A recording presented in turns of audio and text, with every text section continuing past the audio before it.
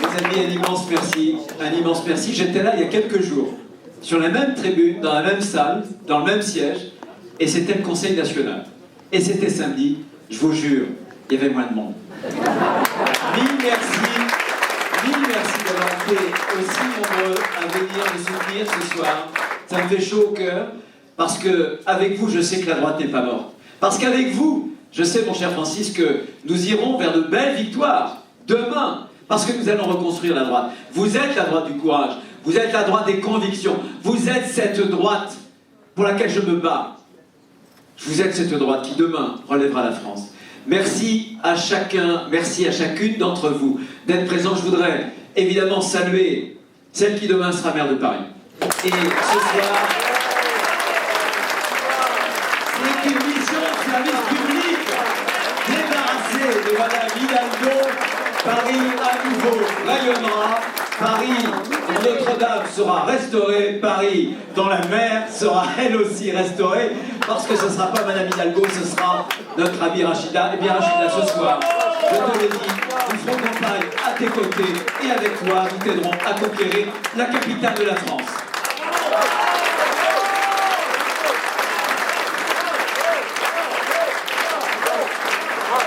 Je veux saluer bien sûr Jackie, merci notre secrétaire départemental. Jackie, il est de tous les combats, il faut le remercier, il est dans l'ombre, il est là, il travaille d'arrache-pied. Et c'est un militant extraordinaire. Je voudrais saluer Agnès, voilà, qui avec son élégance, vous avez dit quelques mots. Agnès est notre député européen. Merci Agnès d'être ici, de tenir fermement cette belle fédération de Paris. Je veux vous dire d'ailleurs, ce qu'Agnès aurait pu vous dire, c'est que la fédération de Paris, de toutes les fédérations françaises, est une des 3 premières.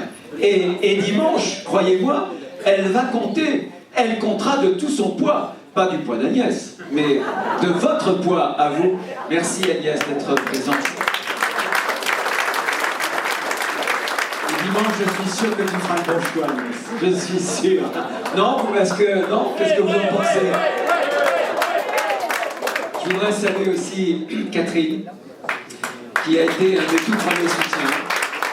C'est une sénatrice. Alors, c'est exceptionnel parce que Paris, c'est la capitale. À Paris, rien ne se passe comme ailleurs. Il n'y a pas de commission d'investiture.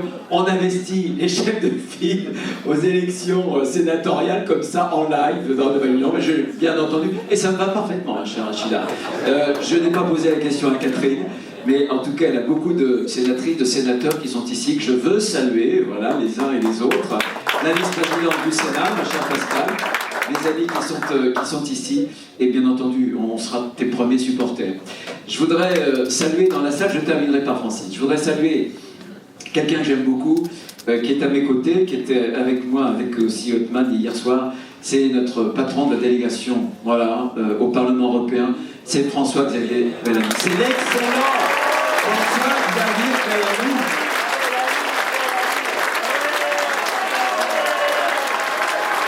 Et je voudrais qu'il vienne à mes côtés, avec Othman, avec Laurence. Et il y en a quelques-uns, écoutez, regardez cette équipe, il y en a d'autres qui ne sont pas ici, parce qu'ils font d'autres réunions. Mais regardez, c'est l'équipe gagnante.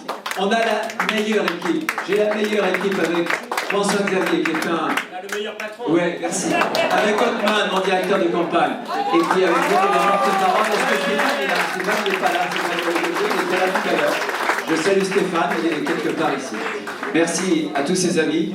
Je voudrais maintenant terminer. Je voudrais terminer par Maître Spinetta. Une voix de stentor. Le ténor du barreau. Oui, mais je vais vous dire, il est coupable. Il est coupable parce qu'il fut cet été l'un de ceux qui m'a harcelé, je dis bien harcelé, dans ma thébaïde vendéenne de l'Île-Dieu, pour me décider à prendre cette décision qui n'était pas facile à prendre. Parce que si moi je me suis lancé dans ce combat-là, c'est certainement pas pour accrocher au revers de mon costume une médaille. J'en ai pas besoin, mes amis. C'est parce que j'aime la France. Comme nous tous. Parce que j'ai toujours eu le sentiment d'être débiteur, d'être redevable. J'ai eu un grand-père qui, en 14, a eu le cou traversé par une balle allemande. Un autre, comme vous dites. Mais il m'a appris à aimer la France. Un autre, maternel, grand-père, qui a été fait prisonnier par les Allemands en 39-40. Et mon père qui a fait 28 mois en Algérie. Et j'ai toujours considéré que nous étions des débiteurs de la France, débiteurs de nos parents, de nos grands-parents. Et je suis heureux d'être aux côtés de Francis parce qu'il l'a dit, tellement de choses nous séparent, tellement de choses nous rapprochent. Ce qui nous rapproche, c'est la France. Je me souviens, et j'espère qu'un jour vous y viendrez, je vous y inviterai, de ce petit village vendéen, qui s'appelle Mouilleron-en-Parais et qui a vu naître deux grands chefs qui ont donné des grandes victoires à la France.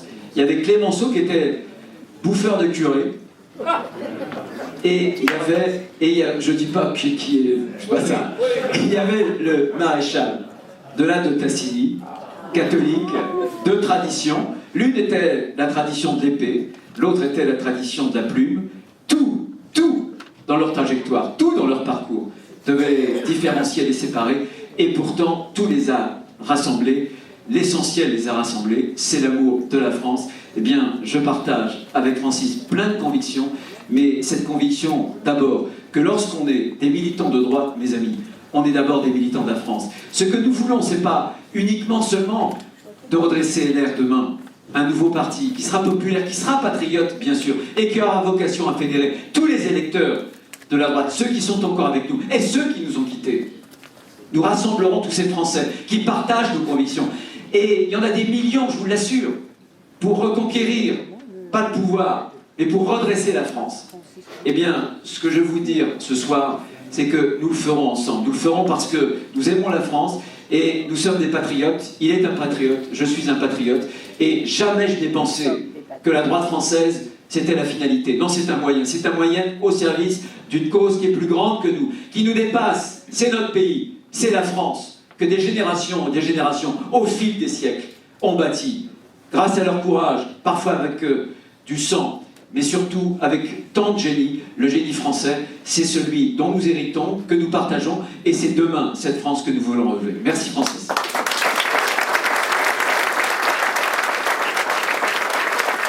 Mes amis, ce soir, je ne suis pas venu vous brosser dans le sens du poil. Parce que la situation, elle est un peu critique quand même. De se congratuler entre nous, on est heureux parce qu'il y a une chaleur, et on est nombreux. Et il y a un espoir. Vous êtes l'espoir. Mais il n'y a jamais eu autant d'électeurs de droite en France, et pour autant, il n'y a jamais eu aussi peu, finalement, d'électeurs de droite qui ont voté pour nous à la présidentielle. Que s'est-il passé? On a deux chemins. Deux chemins sont possibles. Le chemin de la facilité, qui nous mènera à notre mort rapidement si on se contente de changer à la marge. Si on fait mine de changer, si on fait comme d'habitude, si on fait comme avant, ce sera la mort, c'est sûr. Et puis un autre chemin, un chemin de crête. C'est celui-ci que je veux emprunter avec vous et qui nous mènera demain vers des victoires. Mais ce chemin, il est exigeant. Et si je veux vous dire ce soir la vérité, c'est parce qu'aujourd'hui, rien n'est acquis. Il va falloir se retrousser des manches. J'aurai besoin de chacun, chacune d'entre vous, de votre courage, de votre ténacité, de votre combativité. Mais il y a une condition pour que nous puissions réussir. Une seule condition, c'est la rupture. Mes amis, si vous ne voulez pas voter pour la rupture, ne votez pas pour moi dimanche. La rupture, elle est nécessaire. Si demain, vous ne voulez pas, sur les marchés, dans la rue, entendre ce qu'on nous jette au visage quand on essaie de convaincre nos compatriotes pour dire « demain, voilà ce que l'on fera ». Et qu'est-ce qu'ils disent? Oui, d'accord. Mais qu'est-ce qui nous garantit que vous le ferez demain alors que hier, vous n'avez pas su le faire, vous n'avez pas eu ce courage de le faire? Mes amis, nous redeviendrons crédibles, audibles auprès des Français, car une condition, c'est la rupture. Une rupture franche, une double rupture. Rupture à la fois avec l'entre-soi de nos décisions, rupture aussi avec l'entre-deux de nos convictions. D'abord l'entre-soi. Ce que je veux, c'est construire un nouveau parti. Je suis vendéen, j'ai aucun amour de la table rase. Je veux qu'on revienne au socle de nos valeurs. Mais reconstruire un nouveau parti. Reconstruire un nouveau parti, c'est vous redonner la parole. Pourquoi? L'entre-soi, mes amis, c'est ce qui abîme la démocratie. C'est ce qui enlève, en réalité, au peuple français sa souveraineté. La souveraineté populaire, la souveraineté nationale. Moi, je ne veux pas demain, d'un parti qui considérerait les militants comme des distributeurs de tracts, comme des remplisseurs de salles, comme des colleurs d'affiches. Je veux rendre le parti aux militants, je veux vous rendre la parole, je veux surtout vous donner un bulletin de vote. Un bulletin de vote pour trancher. Pour trancher sur les grandes orientations stratégiques. Sur les grandes orientations stratégiques, nous ferons des référendums internes. Nous ferons aussi, pour la Commission nationale d'investiture, une composition qui permettra d'avoir pour la moitié de cette commission d'investiture les représentants du terrain, pour qu'on arrête les parachutages, pour qu'on arrête les copinages, pour qu'on ait les meilleurs candidats qui nous conduisent à la victoire. Et ce sont les fédérations, nos départements, qui connaissent bien ces candidats, qui sont enracinés, évidemment. Si je veux vous redonner la parole, ce n'est pas une question de style, c'est simplement une question d'efficacité. C'est comme ça qu'on fera taire, sur les plateaux de télévision, la cacophonie incessante. Parce qu'une décision, quand elle est trempée dans la légitimité démocratique, elle s'impose à tous. Parce que c'est une question de courage. Je suis certain que si je donne la parole demain aux militants, eh bien le courage sera au rendez-vous. Tout simplement parce qu'un militant, ça place toujours le courage au-dessus des calculs politiciens, au-dessus des petits intérêts. Voilà pourquoi nous ferons ensemble un grand parti populaire, un parti de droite, bien évidemment, un parti patriote qui redonnera la parole à chacun d'entre vous, parce qu'on vous doit le respect. Francis, rapidement, a évoqué la question de la présidentielle. Moi, je ne veux pas que ce soit quelques chapeaux à plumes qui désignent demain le futur représentant de la droite française qui fera, si j'ose dire, et qui portera nos couleurs à l'élection présidentielle de 2027. Je pense que c'est une erreur profonde de vouloir désigner dès 2023 notre candidat à l'élection présidentielle de 2017. Parce que c'est une mauvaise idée pour le parti et c'est une mauvaise idée pour le candidat.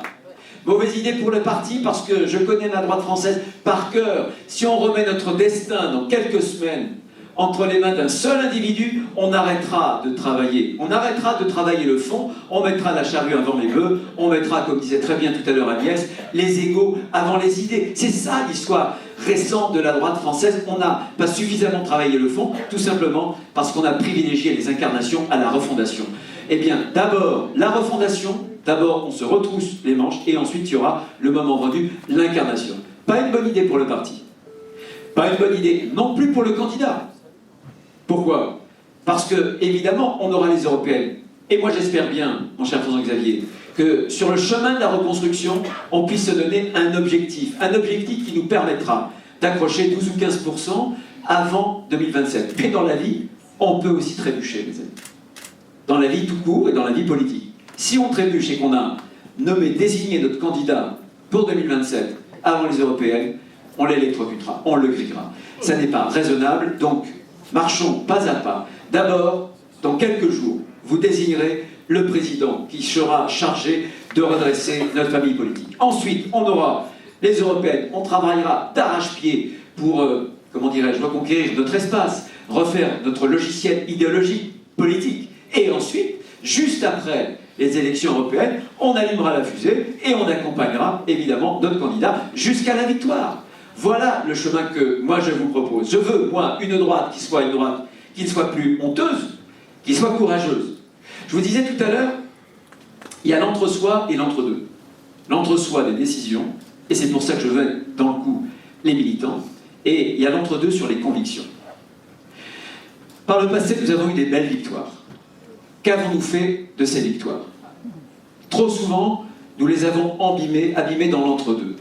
On n'a pas été au bout des choses. On n'a pas été au bout de nos convictions.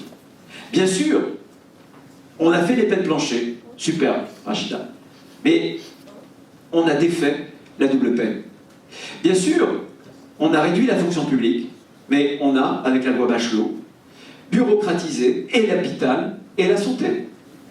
Bien sûr, on a fait la défiscalisation des heures supplémentaires, mais on n'est pas sorti des 35 heures, alors que depuis des années, on avait dit que les 35 heures avaient cassé l'hôpital, que les 35 heures avaient cassé le rapport des Français au travail.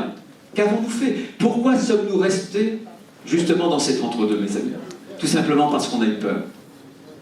On a eu peur de la bien-pensance. On a eu peur du politiquement correct.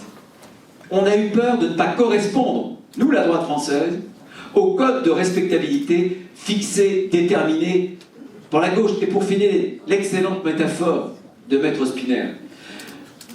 tant des nôtres ont eu une sorte de génuflexion oblique du dévot pressé vis-à-vis de la gauche française. Tant et tant. Eh bien, mes amis, je ne reculerai pas. Jamais et toujours, je refuserai de vouloir correspondre aux injonctions que peut nous lancer à la figure la gauche. Voilà pourquoi, lorsqu'il y a eu cette invective d'un député du Rassemblement national à l'Assemblée nationale, qu'il a été accusé de racisme, tout simplement pour avoir dit, je ne dis pas que son intervention était inopportune, maladroite bien sûr, mais enfin, dire que l'idée même de vouloir reconduire des clandestins de là où ils viennent serait une idée raciste, mais on est complètement fou. Puisqu'alors, aucune obligation de quitter le territoire ne pourrait être exécutée.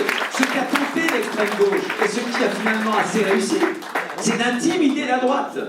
C'est de tétaniser la droite, d'infuser cette idée, d'infuser dans les esprits cette idée que, surtout, l'immigration était un droit, et que chaque être humain, où qu'il se trouve sur la planète, avait ce droit individuel, d'aller là où ça lui plaisait. Non, les États, les nations ont le droit, mes amis, de dire qu'ils peuvent accueillir, qu'ils peuvent refuser sur leur territoire. Jamais je ne me laisserai terroriser par la gauche, ni par l'extrême gauche, à plus forte raison. Oui, il faudra assumer ces deux ruptures. Peut-être que ce soir, je choque certains d'entre vous. Mais si on n'assume pas, merci de le préciser, j'avais un doute. Merci de le lever, ça me rassure. Les amis, je veux cette droite qui soit une droite, en fait, que vous représentez. La droite du courage. Et je veux aussi une droite audacieuse. Parce que j'ai pas du tout envie demain, si je dois être élu, j'ai pas du tout envie d'être président d'une famille politique qui ferait du surplace, qui radoterait des slogans que j'entends depuis des décennies, ou qui regarderait l'avenir avec un rétroviseur. Ce qu'on a et ce qu'attendent les Français, c'est pas qu'on réponde aux défis d'hier. Non, on doit répondre aux défis de demain. Comment voulez-vous parler à des jeunes? Comment voulez-vous intéresser? Et je salue les jeunes ici nombreux ce soir qui sont avec nous. Si on se penche sur les défis du passé, nous devons répondre à l'avenir, pour eux d'abord, pour les nouvelles générations. Et moi, cette droite audacieuse que je souhaite, c'est une droite qui va aller défricher, soit des terrains interdits, ou soit des terrains que la gauche, en réalité, s'est réservé comme des chasses gardées. Bien sûr que l'écologie, tout le monde parle de l'écologie. Et je ne me suis pas contenté d'écrire un bouquin. Je le revendique, ce bouquin. Le titre était prémonitoire. Aurons-nous encore de la lumière en hiver? Eh bien, dans quelques semaines, sans doute qu'il y aura une grande panne de courant. Il n'y aura plus d'antenne relève, vous ne pourrez plus joindre les gendarmes et les policiers, vous ne pourrez plus joindre l'hôpital et les urgences. Voilà où l'impéricide, M. Emmanuel Macron, nous a conduits, mes amis. Voilà où nous a conduits. Donc, l'écologie, bien sûr qu'on doit critiquer Mme Sandrine Rousseau. Moi, quand je la vois apparaître sur un écran, je coupe le son. Vous savez pourquoi je coupe le son? Parce que je sais pertinemment qu'elle parlera de tous les sujets, sauf l'écologie. Elle va parler de déconstruire les hommes, merci, merci, déconstruire les hommes. Elle va nous dire aussi qu'il faut interdire les barbecues, j'adore le barbecue, j'adore la viande grillée au barbecue, voilà. Et elle va nous parler de droit à la paresse. Non, elle parle de tout sauf d'écologie. Bien sûr qu'il faut les critiquer, puisque sous le masque de cette écologie radicale, avance le wokisme, avance une idéologie qui prétend détruire justement les fondements mêmes de notre civilisation. Mais ça ne suffit pas. Qui inscrit dans le code civil le préjudice écologique? C'est pas un élu justement écologique, c'est votre serviteur. Je l'ai inscrit, nous l'avons débattu au Sénat, parce que le principe du pollueur-payeur est pour moi un principe de réparation en matière de droit vis-à-vis de la nature. J'ai vécu la marée noire en Vendée, et c'est avec cette expérience territoriale, parce que moi je revendique mes racines, vous voyez. Je suis vendéen, j'ai été président d'intercommunalité, président de département, président de région, et c'est ce qui m'a donné en réalité une vision du quotidien des Français, mais aussi de ce que doit être notre avenir. L'écologie, bien sûr, qui est une écologie humaine, et non pas l'antispécisme de M. Ébric-Caron. Non, le génie humain, nous ne sommes pas une espèce parmi d'autres. Nous ne sommes pas une espèce parmi d'autres. Ce génie humain aura les solutions demain, justement, pour relever la planète des problèmes qu'on peut connaître aujourd'hui. Mais il y a tant d'autres questions dont nous devons nous saisir. Francis a eu raison tout à l'heure, et je considère que c'est une question majeure. La question des souverainetés. C'est très concret la souveraineté. Emmanuel Macron a abandonné la souveraineté énergétique. En fermant Fessenheim, il a ouvert aujourd'hui, c'est ouvert, la centrale de Saint-Avold au charbon, qui va polluer un peu plus notre atmosphère, qui va réchauffer le climat et qui va accélérer le réchauffement climatique. Voilà ce qu'est l'impéritie d'Emmanuel Macron. Et vous savez pourquoi il l'a fait? Il a lui-même expliqué, c'était incroyable, il était derrière un pupitre, et il a dit voilà, Fessenheim, on devait le fermer. Parce que Fessenheim, c'est la frontière allemande. Et tout près de la frontière allemande, ben de l'autre côté de la frontière, il y a un pays, il y a une nation qui a choisi un autre choix. Et il fallait donc, il l'a dit, mais de façon sous-entendue, que nous puissions nous aligner sur les choix allemands. Eh bien, monsieur Macron, vous n'êtes pas président de la République fédérale d'Allemagne, vous êtes président de la République française. Vous devez défendre les intérêts fondamentaux de la nation française. C'est ça la souveraineté. Il y a tant d'hommes et de femmes politiques aujourd'hui qui présentent des projets, qui présentent des propositions, des mesures. Mais à quoi ça sert qu'on n'a plus le pouvoir?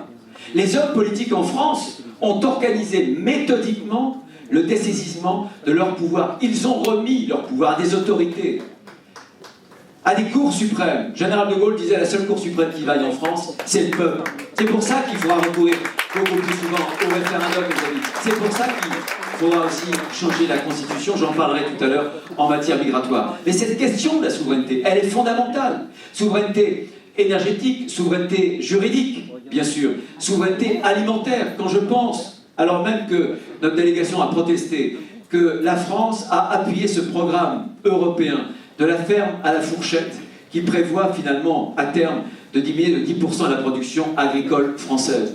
On est en train de faire à l'agriculture, aujourd'hui et demain, ce qu'on a fait il y a 30 ans à l'industrie française. On est en train de perdre notre souveraineté, et la France, qui était la deuxième grande nation exportatrice au monde de produits agricoles il y a encore une dizaine d'années, juste derrière les États-Unis, désormais on a rétrogradé à la 5e place et à la 6e place. Eh bien moi, parmi les grandes questions sur lesquelles nous devrons investir, ce sont les questions de souveraineté pour que le peuple français retrouve sa capacité à maîtriser son destin, sa capacité à maîtriser son avenir, c'est-à-dire sa souveraineté, c'est-à-dire sa liberté. Les amis, pourquoi nous ferions un grand parti patriote, un parti populaire, qui rassemble ce que j'appelle moi la vraie droite? Et pourquoi je dis la vraie droite? Parce que évidemment il y a des fausses droites. On en a plusieurs, on n'a pas beaucoup de temps ce soir. Je vais prendre un seul exemple. Un seul exemple parce que à Paris et en France, beaucoup de nos militants, moins les militants, mais nos adhérents, des sympathisants s'y sont fait avoir. La fausse droite, c'est Emmanuel Macron. Mes amis, est-on un président de la République de droite quand on ouvre le port de Toulon à l'Ocean Viking? Non. Est-on un président de la République de droite quand on nomme M. Pape Ndiaye à la tête de l'éducation nationale? Bien sûr que non. M. Pape Ndiaye qui déclarait il y a 2 ans seulement cette phrase incroyable: être français, écoutez-moi bien, et je vous assure ce sont ces mots, être français c'est être blanc, être noir c'est être d'ailleurs. Est-ce que la citoyenneté française a quelque chose à voir avec la race? Est-ce que être français a quelque chose à voir avec la couleur de la peau, avec la religion, avec la condition sociale? Vous vous rendez compte, le président de la République nomme M. Pape Ndiaye à la tête de l'école républicaine française, alors même que le pacte scolaire français est totalement imbriqué avec le pacte national et le pacte républicain. Voilà ce qu'a fait M. Emmanuel Macron. Il n'est pas un président de droite. Il ne sera jamais un président de droite. Et on doit convaincre nos électeurs demain qu'il ne l'est pas, qu'il ne le sera plus d'ailleurs. Mes amis, si je veux qu'on puisse convaincre la vraie droite et rassembler cette vraie droite, c'est aussi pour qu'on soit tous ensemble, dans la même famille politique, fiers de nos valeurs. Je ne veux pas d'une droite honteuse. Quand on est de droite, on l'est fièrement. On l'est fièrement et on ne l'est pas un jour sur 2. On n'est pas une moitié de droite, une droite à mi-temps. Et on ne succombe pas à ce que j'appelle la guerre des étiquettes. Je voudrais vous en parler 1 minute parce que c'est très significatif du débat médiatique. Débat médiatique est aussi alimenté par du marketing politique. Faut-il être la droite libérale, la droite sociale, la droite populaire, la droite conservatrice, la droite je ne sais quoi? Mes amis, quand on est de droite, on sait que la droite c'est un tout. On sait que la droite c'est un tout parce que tout se tient.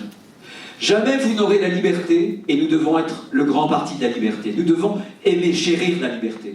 Mais jamais vous aurez la liberté si vous n'avez pas l'ordre, si vous n'avez pas le régalien. Parce que le désordre, c'est la loi de la jungle, la loi du plus fort sur le plus petit. C'est le plus petit qui trinque. La première des libertés, c'est la sécurité publique. La liberté et l'ordre, c'est la même chose. L'économique et le social, c'est la même chose quand on est de droite.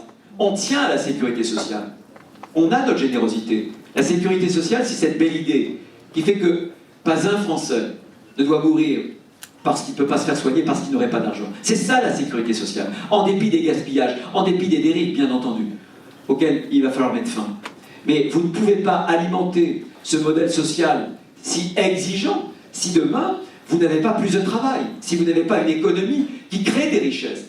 La droite, nous pensons l'économie en même temps que nous pensons le social. Et ceux d'entre nous qui veulent déconnecter les deux se trompent totalement, vous savez, parfois même dans notre famille politique. Je suis effaré de voir que le socialiste n'est plus au pouvoir depuis un petit moment, mais qu'il est toujours dans les têtes, y compris parfois dans notre propre famille politique. Nous pensons l'économique et le social en même temps. Et puis, on veut l'identité. Pour nous, on sait qu'un peuple, c'est pas seulement des préoccupations matérielles qui le font avancer, c'est des préoccupations immatérielles. Quelle est la leçon, la grande leçon de l'Ukraine d'aujourd'hui, du peuple ukrainien, de sa vaillance, de sa bravoure, qui tient tête à la deuxième plus grande armée au monde? Le secret, c'est pas les canons César français. Le secret, c'est pas non plus les renseignements américains, sans doute en faut-il. Le secret, c'est la force morale du peuple ukrainien. Le peuple ukrainien a cette puissance que n'a pas l'armée russe dans la mesure où il défend sa langue, son identité, sa culture, sa terre originelle, sa terre natale. Voilà ce qui fait sa supériorité. Bien, mes amis, quand on est de droite, on sait que les peuples ont besoin d'être nourris de leurs racines, avec leur culture, avec leur langue. C'est ce qui nourrit un être humain. Un être humain, c'est l'esprit tout autant que la chair. C'est ce qui nous distingue, nous la droite, parce qu'on n'est pas des matérialistes. Et je crois qu'aujourd'hui, l'exemple de l'Ukraine est un si bel exemple. L'Ukraine de Zelensky nous rappelle la Grèce de Périclès. Périclès nous disait un jour, ce qui défend le mieux une cité, c'est pas l'épaisseur de ses remparts, c'est pas l'épaisseur des remparts, c'est la ferme volonté, la volonté de chaque citoyen. Et un jour, le général de Gaulle fait un grand discours sur la défense nationale. Il est sur scène, et devant lui, il y a une palette de généraux, chef d'état-major, toutes les armées. Il descend de scène, et à côté, sur le rang voisin, au premier rang, il y a André Malraux. Il passe devant Malraux, il lui fait un coup de menton, et il lui dit « Alors Malraux, ce discours ». Et Malraux lui dit cette phrase, qui veut dire ce que je vous dis. Mon général, il n'y a de défense nationale que de volonté de se défendre. C'est la volonté de se défendre qui peut bouger un peuple. Et si demain, bien entendu, on doit faire en sorte que le peuple français se rassemble, pour que le peuple français retrouve cette force morale de relever les défis que nous avons demain et même aujourd'hui à relever, il fera que le peuple français retrouve cette fierté, la fierté de son histoire, la fierté de son identité. Mes amis, aujourd'hui les Français sont malheureux. Ils sont malheureux parce qu'ils sentent que la France décline. Ils sont malheureux parce que la France est en sauvage, qu'elle se défigure. Et ils le voient. Ils le voient pour eux-mêmes. Et ils le craignent pour leurs enfants, pour les futures générations. Moi je veux demain que la droite soit utile. Qu'elle soit utile aux Français, qu'elle soit utile à la France.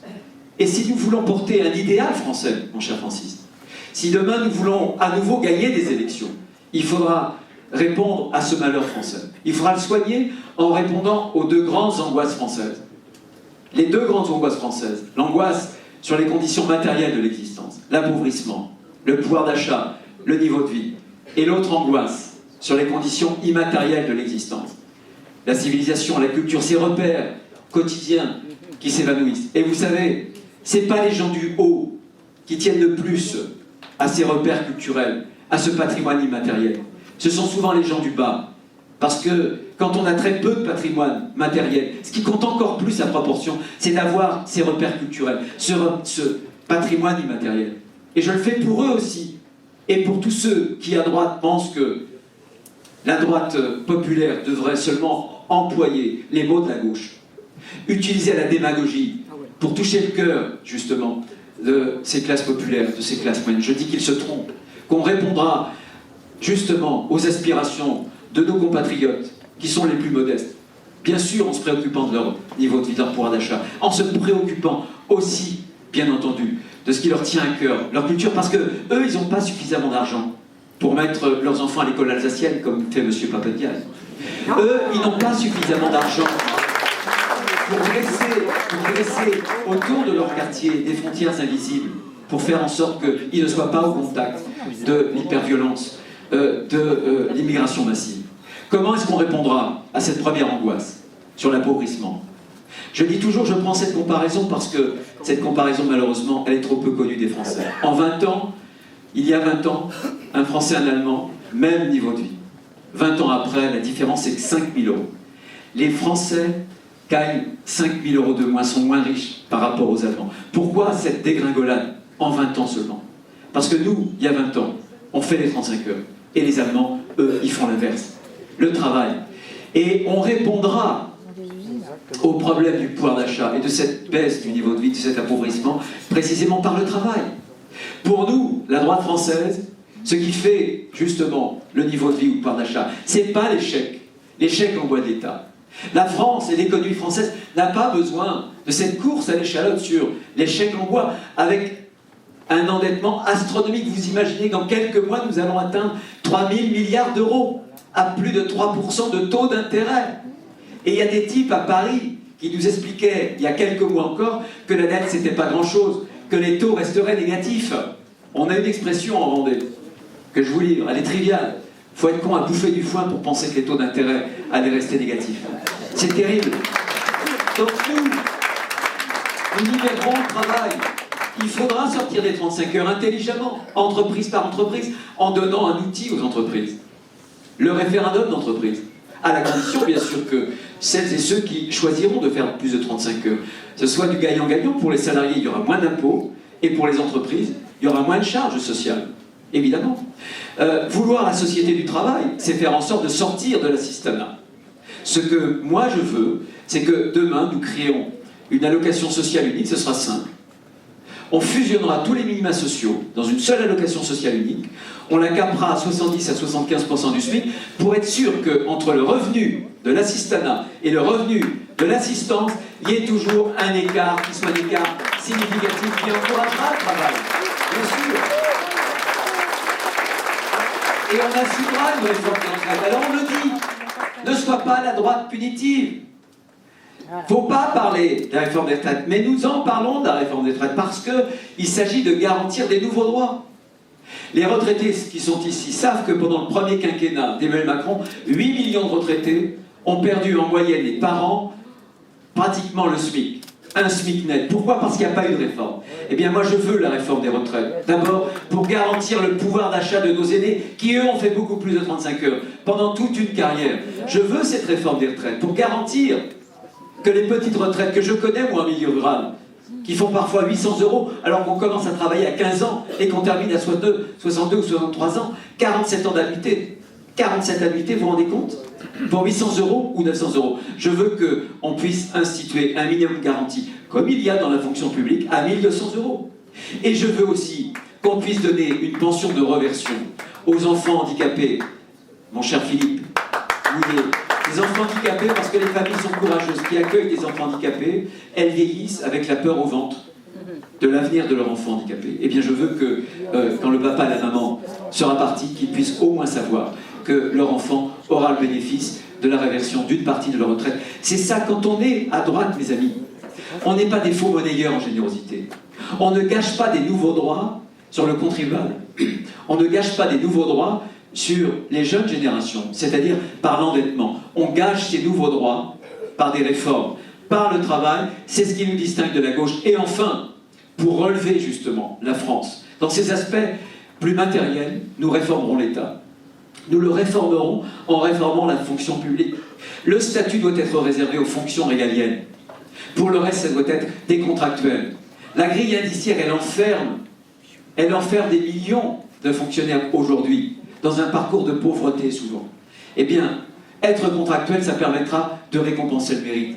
On changera totalement. On arrêtera la satellisation de l'État, des centaines d'agences qui, en 15 ans, mes amis, ont créé, vous vous rendez compte, plus de 220 000 emplois. Ce sera une réforme et on sortira du royaume du formulaire pour simplifier la vie aux Français. On le fera avec une commission d'âge, mais en partant du bas et non pas en partant du haut. Voilà comment on répondra à cette angoisse de l'appauvrissement français, et quand bien même aurions-nous répondu à cette angoisse, qui resterait l'angoisse principale, l'angoisse sur les conditions immatérielles de l'existence. Et moi je veux que la droite française porte un projet de civilisation. Parce que quand on est la droite française, on ne laisse pas ce mot civilisation à d'autres qu'à nous. Qu'est-ce que c'est qu'un projet de civilisation? Un projet de civilisation, c'est porter des repères. C'est porter une conception de la dignité de l'homme, cher Francis. Bien sûr. Il y a 2 ans, nous sommes dans la crise sanitaire. La France, patrie des droits de l'homme, va connaître une faute irréparable contre ses devoirs de civilisation. Quand nous allons, dans ces moments-là, enfermer nos aînés, les personnes âgées, dans les EHPAD, en les coupant de toute relation avec ceux qui les aiment, on commet une faute contre la civilisation, parce qu'on sait bien que, au crépuscule d'une vie, ce qui compte, c'est pas son état de santé, son état biologique. La seule raison de vivre, c'est l'amour des siens. C'est cet amour des siens, ce regard des vôtres, posé sur vous, qui fait penser que votre corps, en réalité, ne dit pas tout de ce que vous êtes. Vous n'êtes pas simplement un corps épuisé, souffrant, un corps malade. Vous êtes beaucoup plus que ça. Eh bien, nous avons manqué à ce devoir de civilisation. Nous avons aussi manqué à ce devoir de civilisation quand nous n'avons pas secoué, nous avons laissé mourir seuls des êtres humains, coupés de leur famille.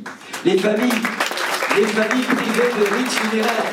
C'est ça porter, les amis, un projet de civilisation. Je l'expliquais ici samedi, quand nous étions avec nos amis et avec Annie Genevard, sur la tombe du général de Gaulle. J'ai patienté pour que les uns et les autres puissent s'écarter pour lire le nom de Anne de Gaulle. Vous savez qui était Anne de Gaulle? La fille du général de Gaulle. Il a eu des mots merveilleux sur cette fille qui était trisomique, qu'ils ont accueillie dans sa famille. Et le général de Gaulle, lorsqu'elle a été accueillie dans cette famille-là, a dit combien ça avait été un choc dans la famille et pour lui-même. Mais qu'en réalité, à travers la vulnérabilité, la fragilité de cette jeune enfant, il avait trouvé les forces justement pour accomplir la grande œuvre qu'il a donnée à la France. Eh bien, mes amis, lorsque le général l'a accompagné avec Yvonne à sa dernière demeure, il s'est penché vers Yvonne pour lui dire cette phrase qui est à mon avis sublime. Tu vois, désormais, elle est comme les autres. La droite française, demain, doit porter un projet sur la dignité des hommes et des femmes. C'est nous, c'est la droite. Porter un projet de civilisation, c'est répondre à l'islamisme. Vous voyez, je porte ici un écusson, un pitz, qui veut dire en iranien le slogan « Femme, vie, liberté ». J'ai quitté tout à l'heure le Sénat parce que nous avons réuni au Sénat un témoignage de ces femmes iraniennes, qui était un témoignage poignant. Quand je dis qu'il faut lutter contre l'islamisme, j'ai été outré il y a quelques semaines de voir que l'Union européenne, que des fonctionnaires de l'Union européenne avaient choisi une femme voilée pour faire la propagande d'une très belle réussite d'ailleurs européenne, qui est le programme Erasmus. Au moment même d'ailleurs où ces jeunes femmes risquaient leur vie pour avoir le droit, la liberté d'ôter le voile, et nous en Occident, et nous en France, et eux en Europe, trop souvent succombent en réalité à cette espèce de retournement, un retournement qui veut que en réalité, on se dise, mais le voile, c'est une liberté. En réalité, les islamistes profitent de cette liberté pour la retourner contre la démocratie. Ils profitent de ce voile, ils se partent du voile pour voiler leurs femmes. Aucune, bien entendu, les femmes qui portent le voile ne sont pas tous des islamistes, mais tous les islamistes exigent des femmes qu'elles portent le voile. Eh bien, porter justement un projet de civilisation, c'est répondre à l'islamisme dans un combat culturel, y compris contre ce symbole de l'oppression, de la soumission des femmes. Voilà ce que c'est. Répondre aussi à un projet de civilisation, c'est lutter contre l'ensauvagement de la société. L'ensauvagement de la société parce qu'il y a le laxisme judiciaire, que tu connais, Francis, mieux que d'autres. Parce qu'il y a le laxisme migratoire. Eh bien demain, je ne veux pas d'un garde des Sceaux qui envoie des circulaires à ces procureurs de la République pour les enjoindre de préférer des peines de TIG, de travail d'intérêt général, plutôt que la prison, y compris pour des multirécidivistes. Il doit y avoir des infractions, il doit y avoir des sanctions prononcées et réellement exécutées. Nous accomplirons une révolution pénale avec des courtes peines, avec, chère Rachida, des peines minimales, des peines planchées, et avec la double peine. Quand un étranger est chez nous, il bénéficie de l'hospitalité. Quand il y a une faute, quand il y a une rupture de ce contrat, eh bien, c'est évidemment retour à l'envoyeur. C'est une révolution pénale qu'il faut. C'est pas plus d'argent public, c'est pas plus de policiers ou de gendarmes. C'est simplement le courage de faire autrement. Et le laxisme migratoire. Le laxisme migratoire, il y a deux choses à faire. Deux choses seulement. La première, c'est arrêter les pompes aspirantes. Nous sommes devenus de tous les pays européens, le pays européen qui donne le plus d'avantages pour le droit d'asile, pour le regroupement familial, ou encore pour l'accès gratuit aux soins pour les clandestins. Ce n'est pas moi qui le dis, c'est Didier Lesky. Didier Lesky qui est le patron de l'Office français de l'immigration et de l'intégration. Il faut arrêter ces pompes aspirantes, parce que sinon, on donne finalement le pouvoir, non pas au Parlement, non pas au gouvernement, mais aux filières et aux mafias et aux passeurs, de dire qui doit venir en France. C'est eux qui font leurs courses en Europe. C'est eux qui vont comparer les avantages ici ou là. Et désormais, la France leur dit « Venez chez nous, il n'y a pas de problème. Chez nous, vous serez chez vous. » Donc, on doit arrêter ces pompes aspirantes. Et puis, on devra faire un référendum. Tant qu'on n'aura pas fait de référendum, il faudra changer la Constitution pour que l'article 11 soit modifié. Et je veux que cette question, on l'arrache à des partis démagogiques pour qu'on la redonne aux Français. Je veux qu'on la redonne aux Français, que les Français, enfin, puissent trancher sur une dizaine de questions sur une nouvelle politique migratoire, pour s'imposer, pour que la décision des Français s'impose aux jurisprudences, parce que le Conseil constitutionnel ne peut pas vérifier, ne peut pas s'opposer justement à une décision d'un référendum législatif. Tant que vous n'aurez pas ces deux décisions, mes amis, un, l'arrêt des pompes aspirantes, et deux, le retour au peuple, la souveraineté populaire, quelle doit être justement la politique de l'immigration française, vous n'aurez pas justement la reprise du contrôle sur l'immigration telle que nous voulons. Mes amis, pour terminer, ce que je voudrais vous dire, c'est que nous ne relèverons pas la France dans ce combat culturel si nous ne relèvons pas l'école française. L'école française est en train, mon cher Max, tu nous l'as dit ce matin à nouveau, de chuter. C'était l'école de la République, celle qui promettait l'égalité, et nous avons l'école la plus inégalitaire d'Europe. Tous les ans, c'est 100 000 jeunes qui décrochent, chaque année.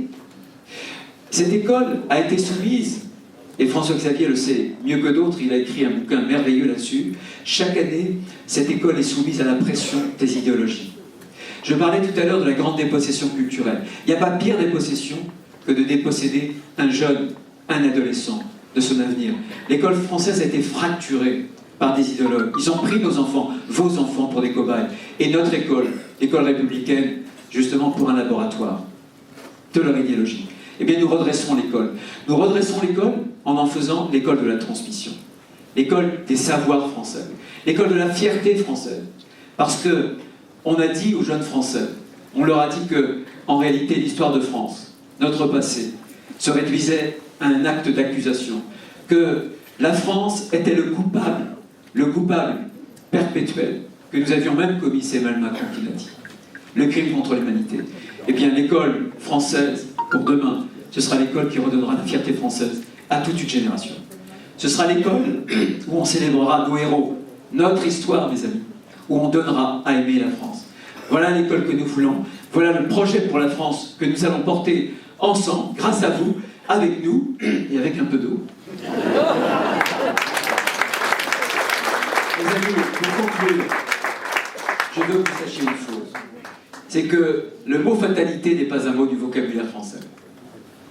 Parce que notre histoire, justement, démontre tout l'inverse. Notre histoire, c'est un combat toujours renouvelé, toujours recommencé, contre le défaitisme, contre le fatalisme.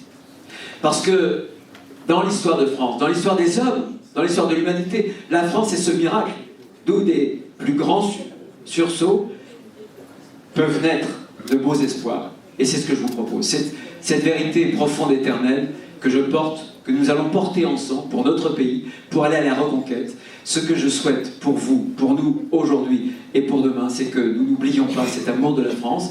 Ce que je veux, ce que je vous dis ce soir, en dehors du serment que je vais faire à Rachida, que nous l'aiderons à conquérir Paris, c'est que jamais nous ne que jamais, jamais nous ne laisserons tomber nos convictions, parce que jamais, jamais nous laisserons tomber notre patrie, la France. Merci.